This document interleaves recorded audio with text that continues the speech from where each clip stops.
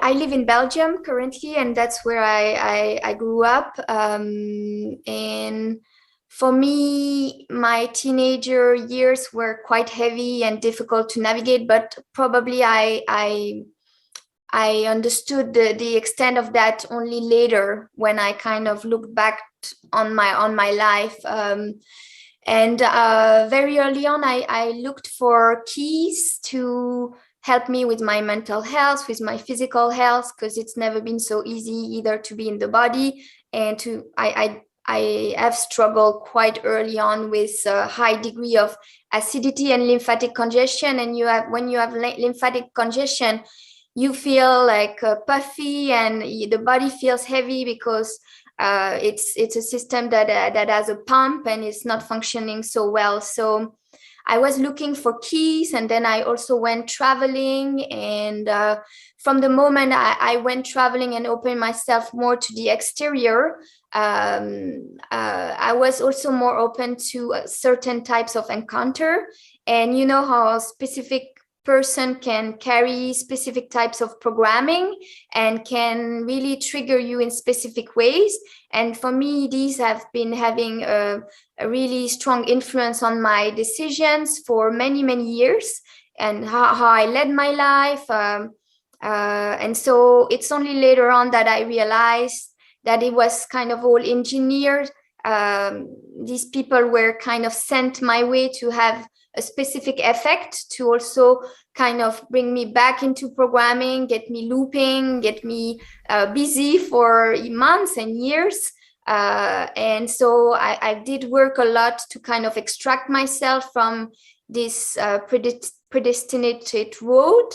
And I've been working a lot to deprogram myself, I also assist others to deprogram themselves, to understand specific types of programming that I grow to learn about within myself first, linked to time, relationships, specific triggers, how it feels in the body, and so on. So I also had to make a lot of efforts with my health, and it's also a big part of my journey, and how I also can be there for others, since a lot of us are struggling with our health or have to take kind of measures with it. Because of how the programs are designed here, it's designed for the inversion and the negativities. I do see a difference when you're a fire creation being, and when you're a backdrop or a clone, it's going to be different, the extent of it. I noticed that in my past, I wasn't so aware of the targeting around me. I thought it was the usual, and I see some of my friends, it is the case for them. They're not consciously aware that they are targeted, but for me, when I look at their life, I see how they are targeted, repressed, how their relationships are engineered. So the more I became aware that there was targeting, the more blatant it has become to be. Like, for example, there is organized gangstalking with the post officers around my house.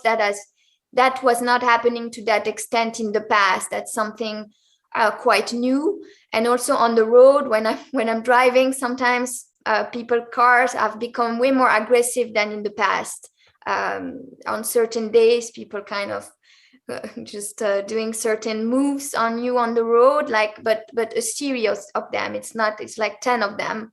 So I have discovered that it's because I'm real, I'm spirited, so I'm one of the generator of this system, and I have worked on reclaiming certain abilities. Because in the past, my self-esteem was so broken that I was not fully aware that I have like psychic abilities. Now I'm working on and also fine-tuning into it. So I think gifted people are really targeted.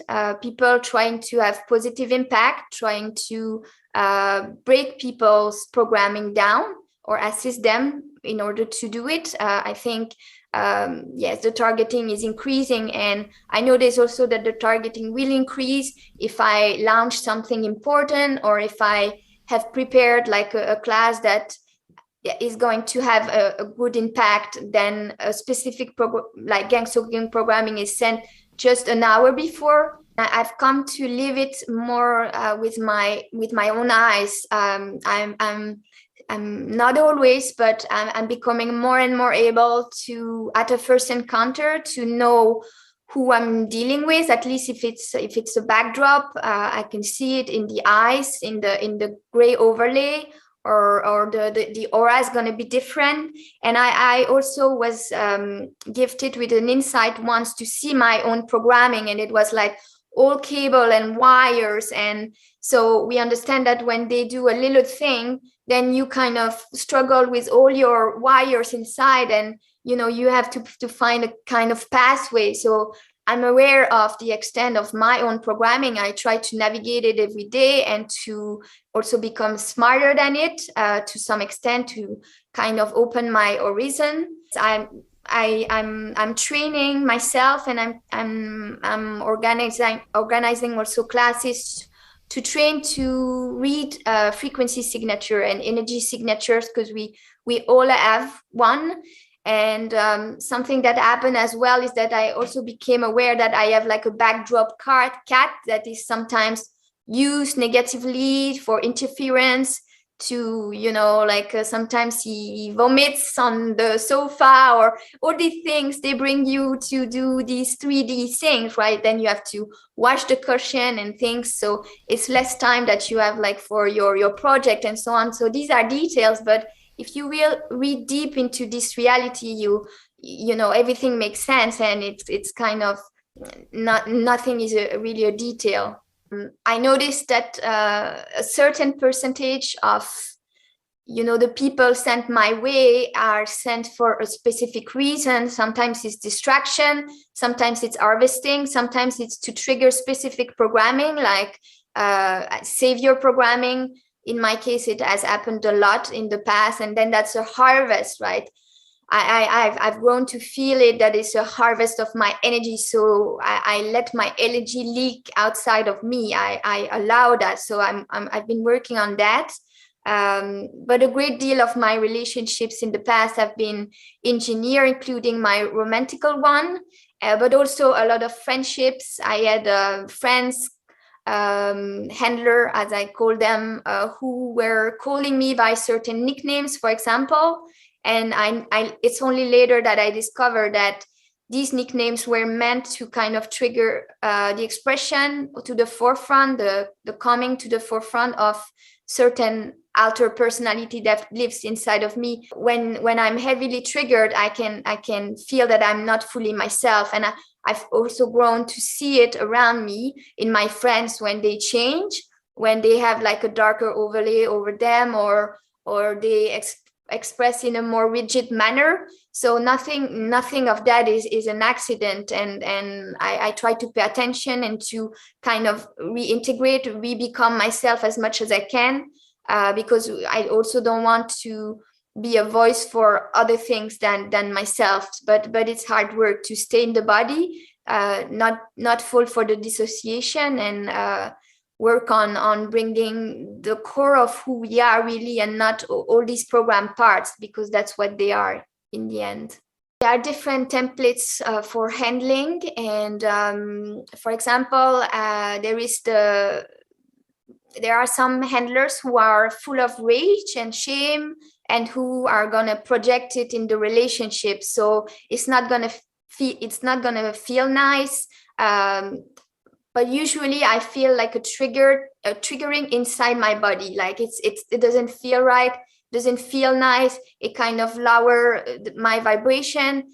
It's meant to sometimes annoy us, kind of bring us back also into a low self-esteem programming. So as soon as we are trying to rise and dismantle some of this programming, there are certain attacks that are meant to kind of reinstall the programming. It can be in family members or brothers and sisters, the extended family as well. But I feel there are, I mean, for example, with the backdrop technologies, it can be also a specific type of handling that is distraction. It's just distraction. It can be sometimes neutral, but it's not real. It's not connected to the real. So it's handling by itself. There is a lot of handling functioning by itself. Then I think sometimes we are monitored, and when we are preparing things, there is like more specific handling that is arranged through the mind of other people also, that can be influenced around us. The broadcasting of really negative core belief and a lot of negativity, and then EMF radiations. Most of the time, all reels are kind of, we have like in our neighborhoods, people who monitor us, who can also influence our frequency. I have like a neighbor just living on top of the hill there, and when I was having like when I was having an important conversation with one of my friends about deprogramming, and when we had finished and I went out, like he was outside, it was like 10 p.m. with his dog, and the energy coming from the house was just very aggressive, repressive, that there is no doubt. But in the end, they are not real. A lot of the gangstalking program are led by non-real character, and that's something that is not so well understood. And when we think it is real, I think it hurts more than probably it should. And that's why I try to do with my work also, is to pierce through the illusion of suffering, because many times we believe we have suffered so much, but it was all simulation engineered around us. And basically all of that is distraction, right? There is so much distraction that it's really hard to finish a project or see clearly, and then our desires are changing every day. When I started researching alternative information in my 20s, I was reading like conspiracy magazines, but it's only later on that I discovered that they were controlled opposition magazines, but I think it's a step after step. It's designed this way. It's designed for after mainstream information. What we're gonna find is, and I find that we can only work.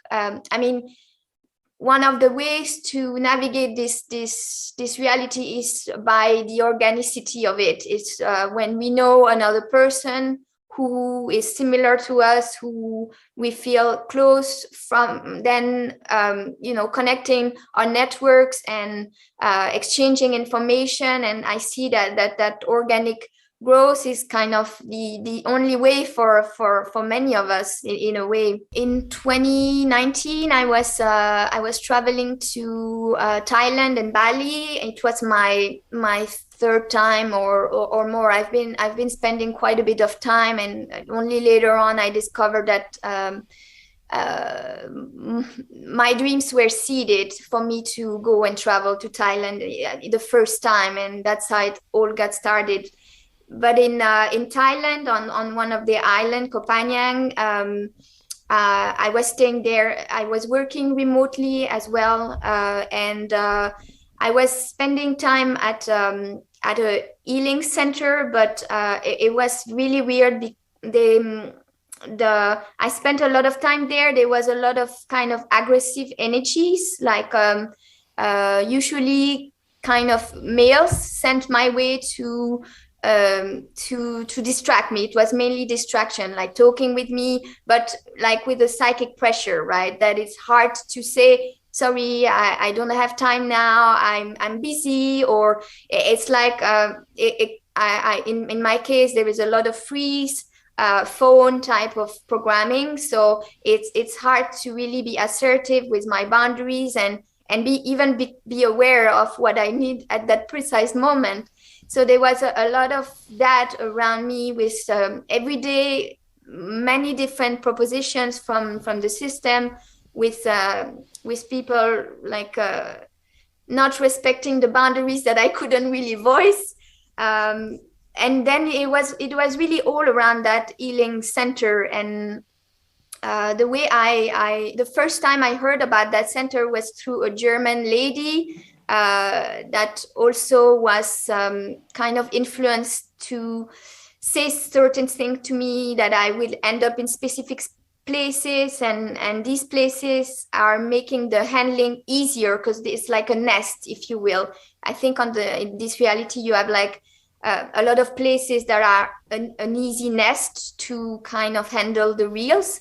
And if the system can have you there, then it's easier to send you gangstalkers, harassers, or kind of people who are able to steal a little bit of your time. And later I looked at photos of the owner of that center, and it looked really, it really all felt like alien, because I seen babies and they had the big alien eye, and it was really dark and kind of creepy. Even the staff were hybrid, or I don't know, but there was really something strange. And one instructor who was giving also like trauma release workshop was like an empty vessel. He was an empty vessel. He was bald. He looked a little bit strange. And I know that after I left this place, it took me a few months to kind of disentangle my energy from what had happened there, and especially in terms of my mind and my consciousness. And I felt like I was corded to all these kind of dark groups. So I think this is happening even on forum online, where you have the hive mind, you get also corded. And I had another experience in a yoga center in Belgium, where the staff was really aggressive. Some of the teachers as well, and they really tried to enforce the mask wearing also from the doorstep to the changing room, and later on they became like a vaccination centers, just to reveal for whom they are really working. And I was, yes, I was a little bit harassed when I was going there. So there was a heaviness to the yoga sessions that I was following, and I ended up stopping going there, because you pay a price with your energy, with your life force that is being harvested in these classes. Now I see it more like we're like a bunch of ETs of different races. You have a little bit of everything. You have some that are more from the celestial heritage. You have all these races. Then you have like the Draco, and then sometimes the Dracos are spirited. And when they are spirited, it becomes a problem, because of their lack of empathy, that make them, it's easy for cross-dimensional handlers to kind of influence them and control them to handle us. So it's really complex, because there is a lot of things going on, but I do explain a lot of what's happening by cross-dimensional interference, influence. A lot of it is invisible to our eyes because we've been programmed not to see. So it kind of make it easy, because sometimes it's all around us, but we cannot really see. But I think for me, it has been feeling it in the body, developing more my clairsentient ability, my clear knowing, and kind of also detoxify, so a little bit of the clairvoyance can come back. But I think there are many things happening, and I've been trying to understand one thing at a time, right? What is this specific case, to look for the specific handlers, because if we look deep, even each backdrop has their own signature, right? And it can be an interesting case study in itself, right? And they have really specific programming, and some have a higher frequency than others, and all of that is really fascinating to observe. I think with the new age, is like a compulsory step for almost all of us, but it's not easy. It's meant to limit our understanding and the expression of our abilities. I think I had problems with tarot card.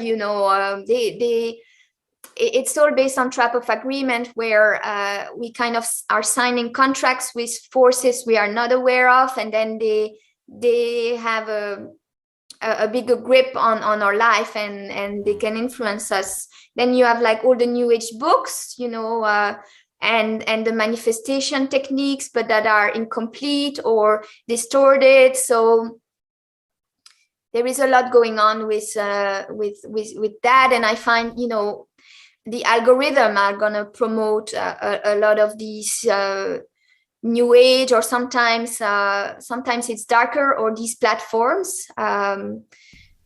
So it really is not easy to navigate, but I feel decluttering one after the other, or I think decluttering is good for this new age. But then we realize that there is not, I think, a way that we kind of look for information is like we look for the truth within the lies.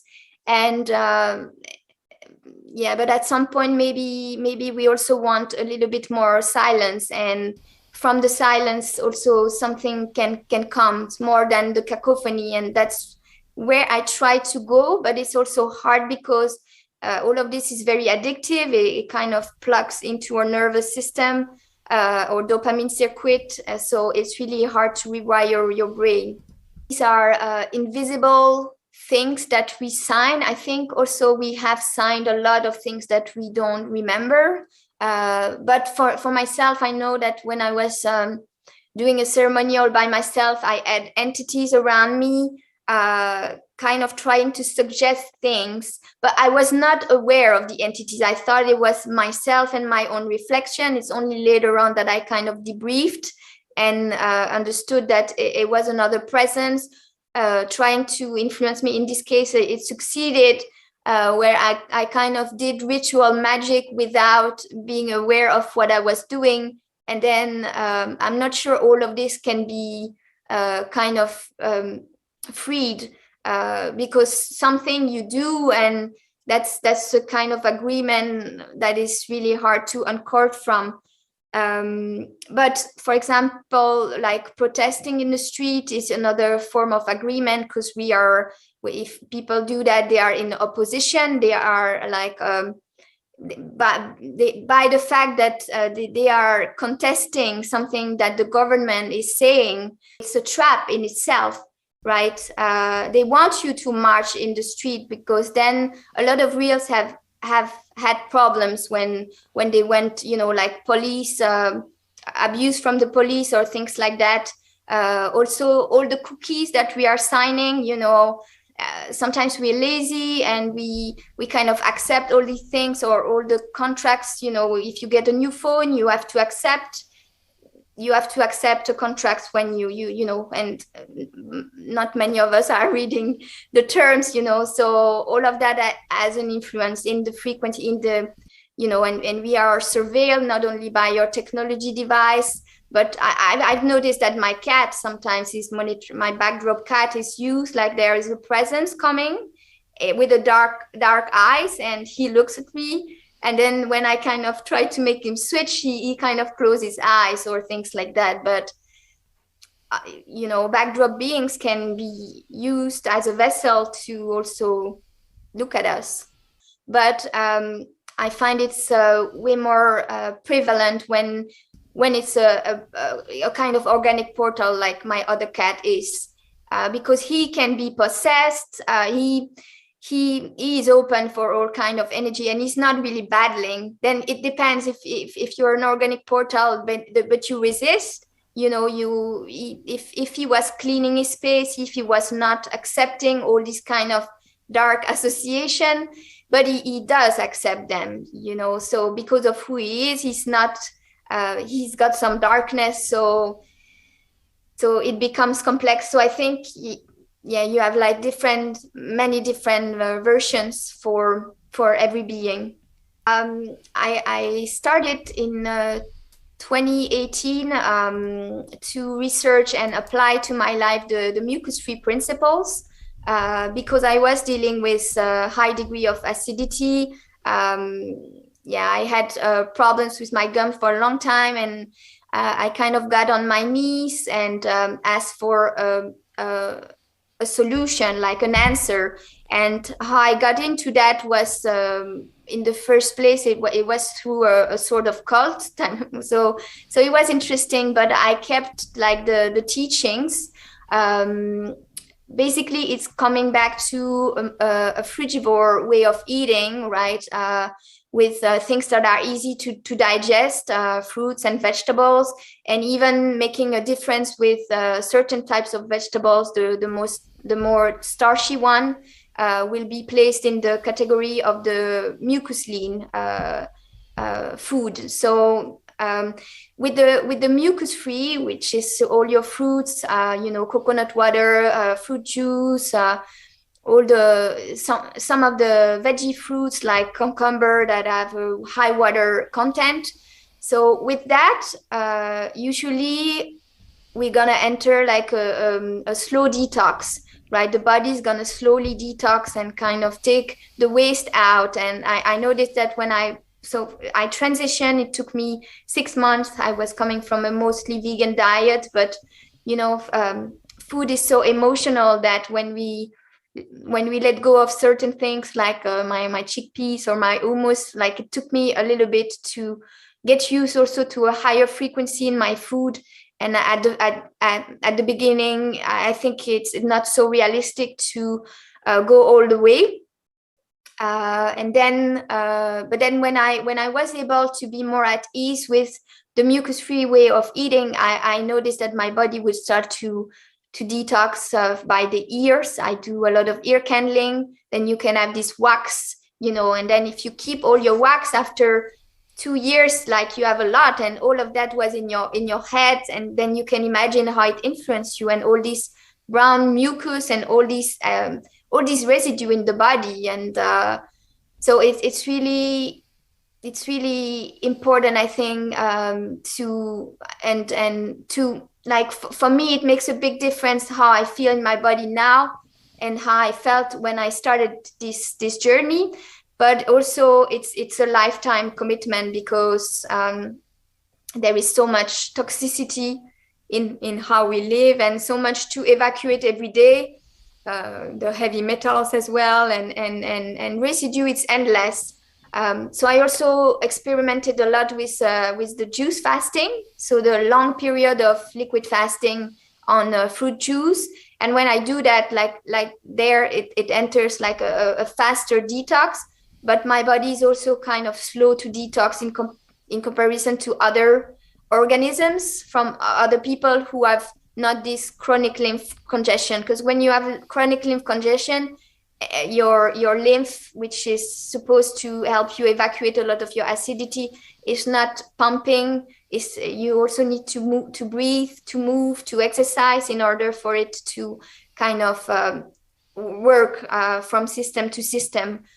So all of this has been helping me. Now I've been leading a few challenges, and people get really amazing results when they can commit to the next step. And it doesn't need to be all the way. It can be the next step, or for any acidic addiction that we have. That's when I started working on the food program. That's when I was able to actually work and be more productive with what I wanted to produce in terms of content. Because before that, I couldn't find a space in my days. And also with the dry fasting, no food, no liquid we start with 12, then 16, then 24, then 36 hours and more.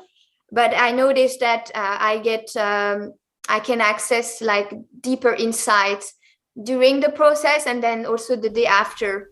It's like a therapy in itself, where I get some revelations, or sometimes it allows me a brief moment of, I think it's kind of similar to remote viewing. It's like having access to an information and piecing it all together and understanding. So for me, it's a therapy for sure in itself. That how there is a lot of fears around the fruits of sugars, the sugars from fruits, for example, and we are discouraged to go towards the fruits or very natural sugars. But I understood that there are difference between the artificial sugars and what they do to our body, and then our body tends to do really well with the simple sugars from fruits, because it's really an easy food to do a lot of process with the fructose. The body can do a lot, can take the amino acids, and even we can also build muscle on a frugivore diet. So the body, this type of sugar, the fructose, is a ready food for the body.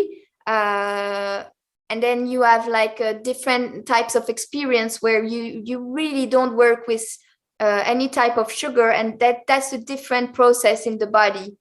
But what I like with the sugars from fruit or fruit juice is that you can liquid fast for a long time and get your sugar, so you can function. You don't have to go on a retreat, or you can still be efficient and productive with your day. So that's what I like. And I mean, with the food, there is a lot of propaganda to make us think that what is good for us is not good, and that some products, they encourage some products, very specific products that are really not so life-giving for us, and we would do better with more natural methods. So all of that is going on. We all connect with that system when we go walking in the woods. First, the breathing and the walking is gonna help us. And when with the mucus-free way of eating, for example, now I get mucus coming down from my lungs sometimes, or acidity that is stored in my head. Then sometimes it kind of leak in the throat. This is like a detox. You're kind of expelling older mucus. So all of that for this expulsion, we need the lymph to be working, and you have like all the circuit of the lymph, and you have specific points like under the arm. You have like a concentration here in your throat, right? So in the morning when you kind of freshen up, you are contacting that system. Some people, we can have the face that is puffy in the morning, and then when you kind of freshen up, it's kind of less swollen. And that's like your lymph system that has, it has cleared a little bit, and you're less swollen for the rest of your day. So for that, we need to move. If you have green eyes like me, green eyes mean that you have like chronic lymph congestion. So you can look at people's eye also with iridology. And of course, I know about my eyes, so I can recognize in other people. But it means that it's going to be a lifelong effort to that I feel much better if I move, if I do yoga, if I go to the woods, if it can be trampoline. There are some lazy ways as well, like the chi machine that moves your feet like this, on the ground. So you have to lie down, but funnily enough, you kind of find excuse not to do your chi machine too. So we all have to jungle with the lymph, but the lymph is a system that the medical system don't talk a lot about. We hear a lot about blood tests and things like that, and then you have like all these residue that have not gone found an exit door all these years. In my case, 30 years. They have been stored somewhere in the body, and that explains a lot also why some women have a lot of cellulite, for example. It's like this compact, like residue acidity. It's like also a micro-inflammation. It's like a small edema in itself, So we have to take care of this water, and, receiving massage also to kind of have an influence on all this like kind of stone material inside our own bodies. And it's quite a bit of discovery, because it's endless. I feel it's really an endless process. it comes from a weakening of the generations as well. My mother was already struggling with chronic lymphatic congestion. I only understood it quite recently. I never explained it that way, but that's what it was. And that's what we see with also babies being really sick or having really concerning diseases, because they already have like a very weak organism. And I think it's been like a weakening, and also I think there is more aggressivity around us. There is a lot of pollution, or food is poisoned, or air is poisoned. It's really hard to find a pristine area where to live, and not many of us live in these areas, and so we have to deal with a lot. I think it's a special culminant point in history. I don't know how exactly it was for generations before. I imagine that they had also, they had to deal with that, these mind games. Just the setting is a bit different. It's the study of the health according to the eyes of someone. So with the iris is going to show all your genetic weakness. You have also different colors for the iris, and in my case, that's I have originally blue eyes, but there is like a green overlay, like a yellow overlay. The yellow is for lymphatic congestion. And you can learn a lot about, after that, I have like a brown around my pupil. And all the brown is going to say which area of my body is in chronic states. In my case, there is the stomach, there is the intestines. It usually starts around the pupils. That's where it started. And they spread to different organs. So the spreading is going to be a bit different. Some people, they're going to have their thyroid weakened. Other people is going to be their pituitary maybe. So once you know about your weaknesses, you understand better your health history. You understand why maybe when you were a child you had this type of problem. Some people, they get the medical system encourages a lot to remove tonsil or appendix, and they are part of the lymphatic system. But this is really an attack on an individual for their health, because without that, they're going to struggle way more to detox and be healthy.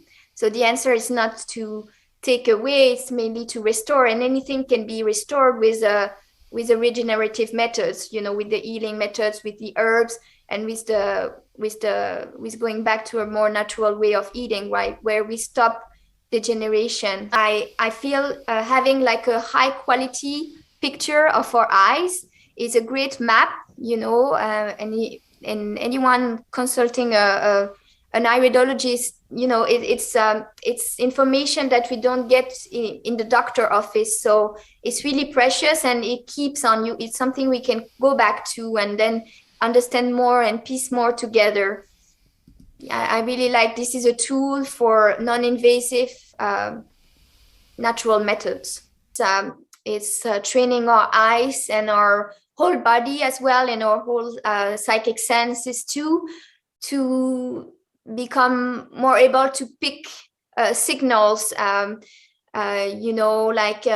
example, in administration, you have like a lot of gray overlay and kind of specific templates that are, to my sense, there is a lot of backdrop technology. It's all these like repetitive, more boring jobs. You find a high percentage. So, when or you can also, where with your plants, you can train to see more their auras, their vibrance, or if there is more a gray overlay, it's to pick up everything that is around us.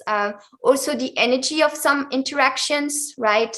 When there is like a will to hurt, for example, or to be mean, or this has like a signature, right, to it. And then you can recognize better you don't take like the situation for itself, but you kind of see the bigger picture and where it belongs in this whole system, and it helps you first not to take it personally, and then to also dismiss something more easily, right? It makes it easier when an attack comes from the system to dismiss a mean remark that was made to you, like having no value because it doesn't come from someone spirited first.